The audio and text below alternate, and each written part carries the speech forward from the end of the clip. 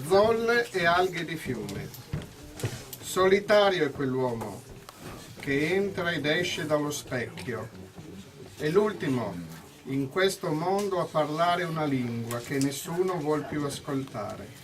L'unico a ridere per una parola bizzarra, a piangere per una parola tarlata, a infervorarsi per una parola liscia.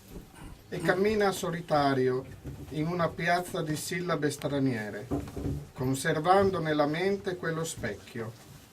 Quell'uomo sei tu, che ti aggrappi con la tua corda di fiato a un linguaggio di zolle e alghe. Sopis e patus. Besou alle che l'on calvadrenti e four dal spieli. Alle l'ultim in chi stu mont, acciaccarà una lenga che nessuno il vuoi ascoltà. L'unica rit per una paraula stramba, cal plans per una paraula incarolida, cal si scialda per una paraula lissa.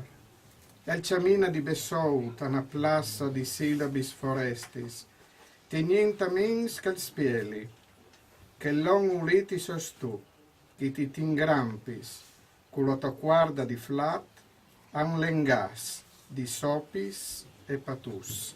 Grazie.